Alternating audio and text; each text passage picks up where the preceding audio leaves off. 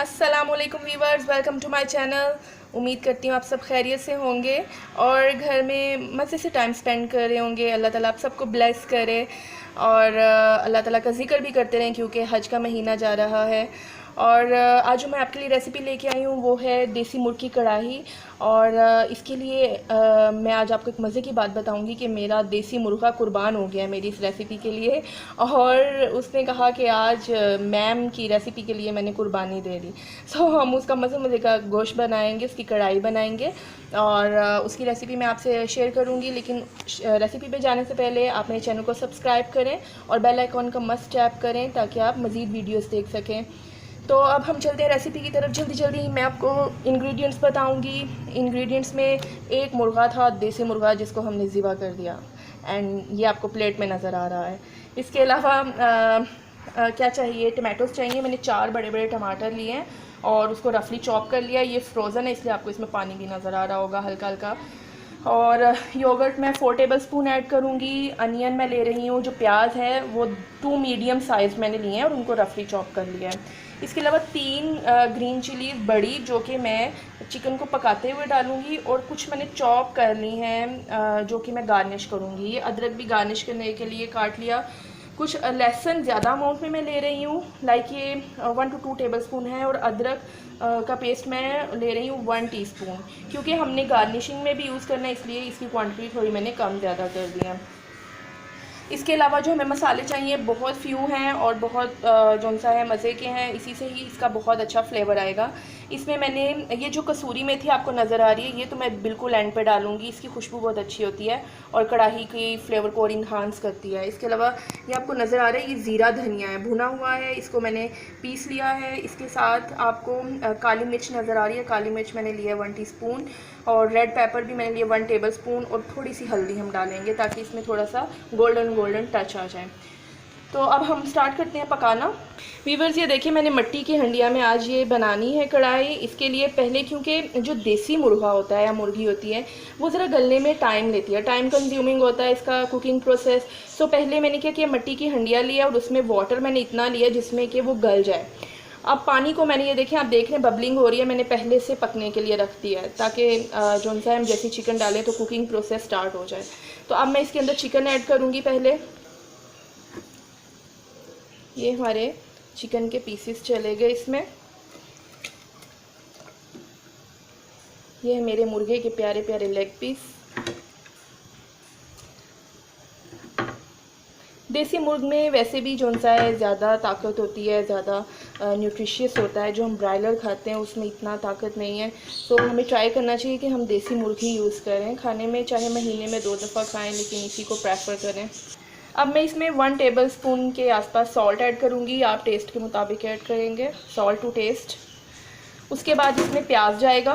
प्याज जैसा कि मैंने आपको बताया था, मैंने 2 मीडियम साइज़ लिए थे रफली chop, all go in the हंडिया।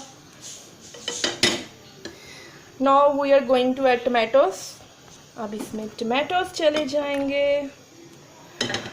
कुछ ग्रीन चिलीज डालूंगी मैं, इस तरह से कुछ ग्रीन चिलीज चली जाएंगी। अब हम इसको मिक्सअप देंगे और इसमें मैंने लहसुन, इस पॉइंट पे लहसुन और अदरक का पेस्ट भी ऐड करना है। देखिए अदरक लहसुन का पेस्ट भी मैंने ऐड कर दिया। अब मैं इसको मिक्सअप करूँगी और इसको फिर हम कुकिंग के लिए छोड़ देंगे। वीवर्स, मैंने मिक्सअप कर दिया है। अब मैं इसको कवर कर दूंगी और हम इसको जब तक ये गल नहीं जाता गोश्त, इसको पकने देंगे और मैं आपसे मिलती हूँ गोश्त पकने के बाद।